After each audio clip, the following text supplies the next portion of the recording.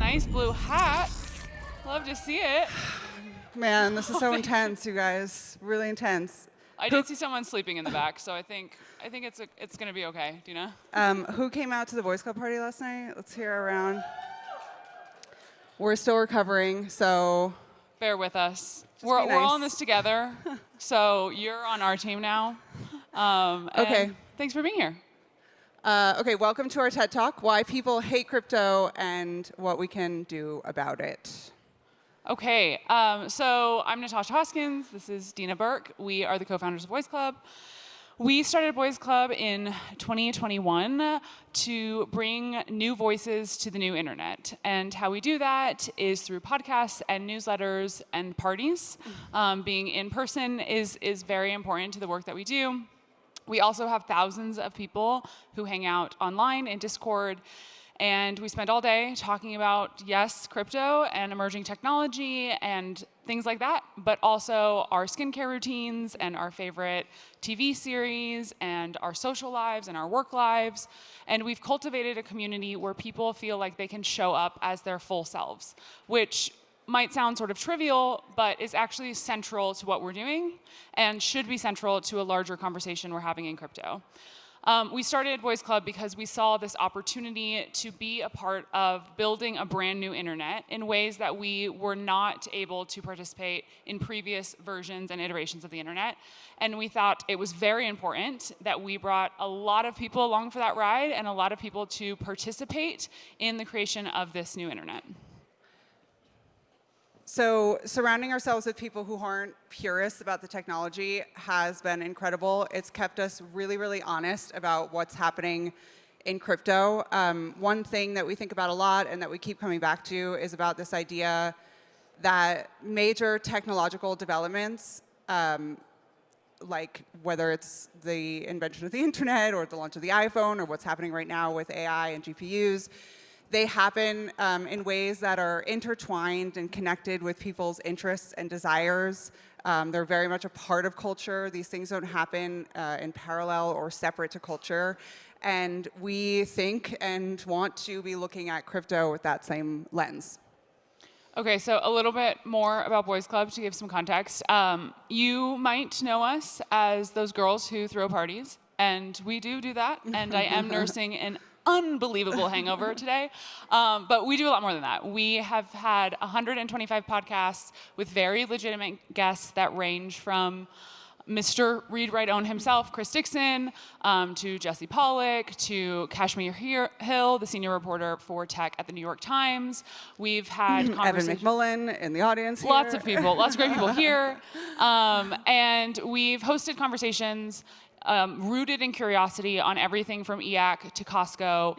We've written over 100 newsletters that have reliably shown up in tens of thousands of people's inboxes every Wednesday and every Sunday for 2.5 years. I was a court reporter during the SBF trial. Anyway, we've been here a long time. We've been thinking about this intersection for a really long time. If you still don't get it, that's okay. There's only like 10 minutes left of this talk, so hang in there. Okay, so again, we have this really, really strong thesis that crypto doesn't exist in a bubble. We think that crypto needs to be considered in the context of two things. One, it's an enabling technology that's happening at a time where there's a lot of other enabling technologies that are coming into maturity. And two, we're spending more and more of our lives online. Culture is shifting beneath our feet. We need to be understanding crypto in this context and also in the relationship of how we think about ownership, how that relates to the internet. We love this quote from Packy McCormick. This isn't about onboarding the next billion users to crypto. This is about using blockchain networks to do things that billions of people want to do better. This really sums it up. But I think in order to really deliver on this idea, you need to have a deep understanding of people, a deep understanding of their media diets and what their stated and revealed preferences contain.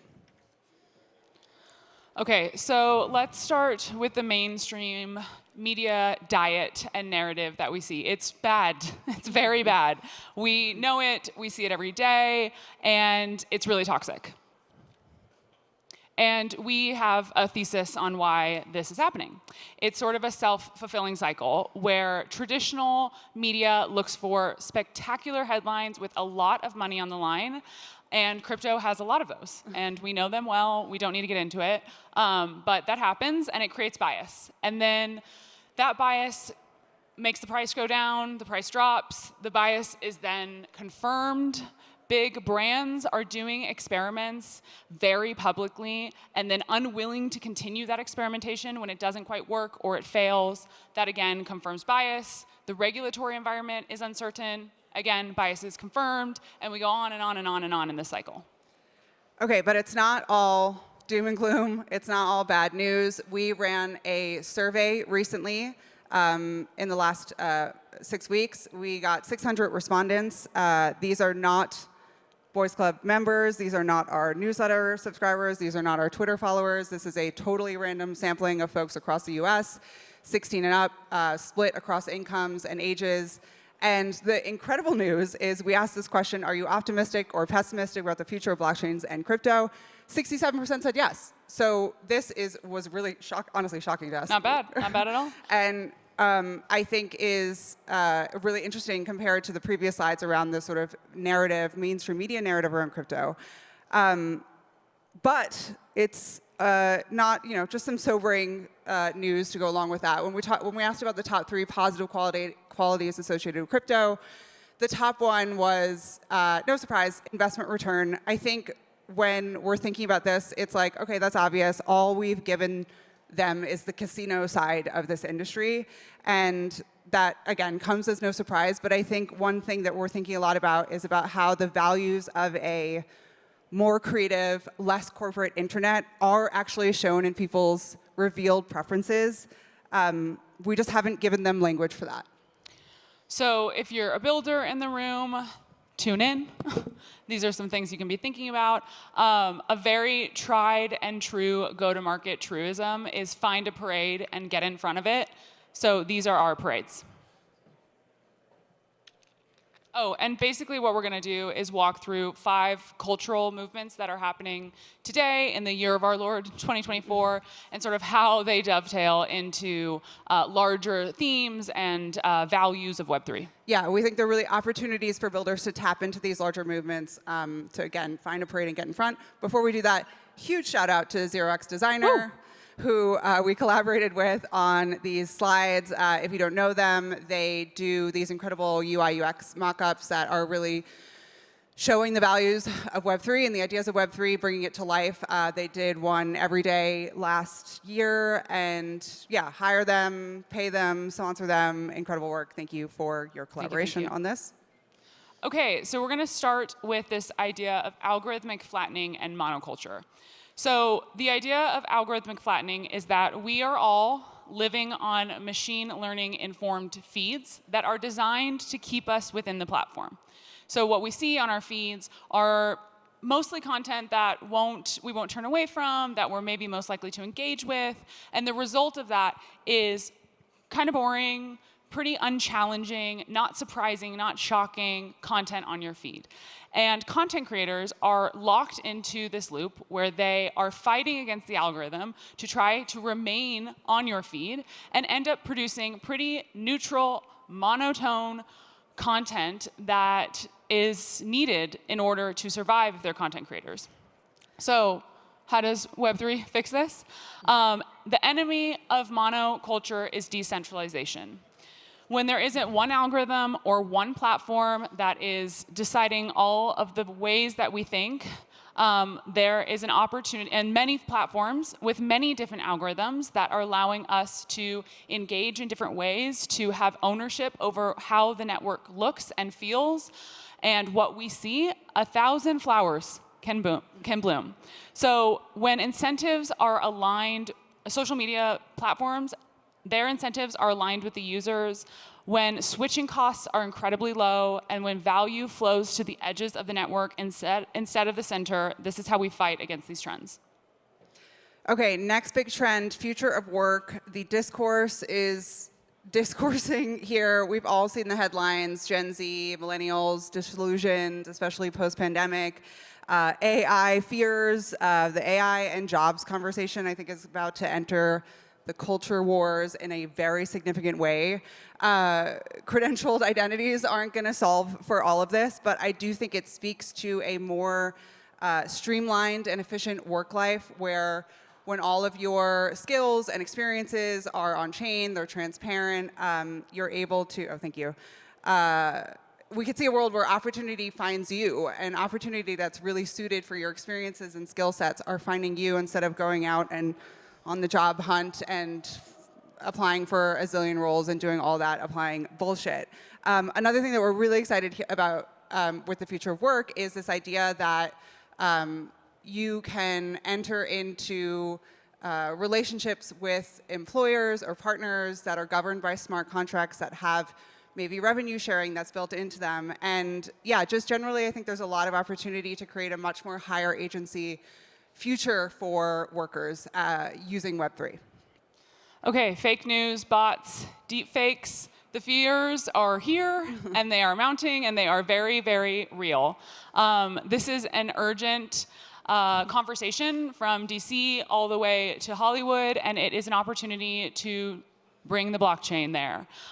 So how does that work? I mean, we all know that blockchains are incredibly well-suited for verification, which allows for media to be able to be verified on-chain, where attribution can be identified, where provenance can exist. This is a huge opportunity. Like it, love it, or hate it, it's there. Okay, next one. Big tech skepticism related to this is consolidation of power by tech giants, mistrust of tech leaders, a huge conversation in modern culture. Surely we can find some common ground with these people. The why Web3 of it is really clear. When you own your data, when you have the opportunity to be compensated for the ownership of that data, when you are owning the network, when you're participating in the governance of that network, when you're speaking into the decision-making processes around that network, you can't get an Elon Musk. And yeah, I feel very strongly that we need to make a really concerted and strong effort to align with these people and not alienate the anti-big tech crowd. I feel like this is the battleground for crypto to win. Okay, media landscape / hellscape. If you have been paying attention at all in the last few years, you have seen that traditional media is having a reckoning. From ID to Vox to NBC to Pitchfork, layoffs, closures, it's pretty bleak.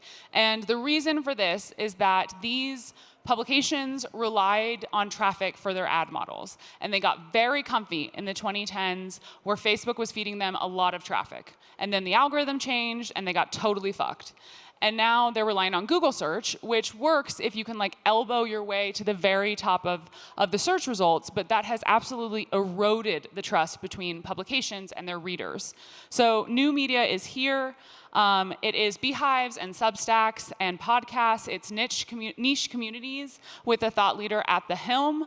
And subscriptions work for these businesses, but we at Boys Club really have a belief that ad models are inevitable and that they will happen. So we think that the future of media is exciting, and when data is interoperable, when consumers can opt in to the types of advertising that they want, curated through distribution channels that they trust, it's going to be a much, much brighter future and a much more interesting media landscape.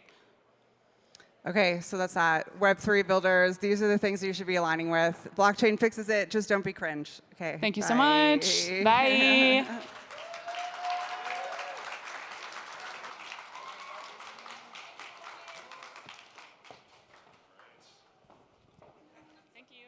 Thank you, guys.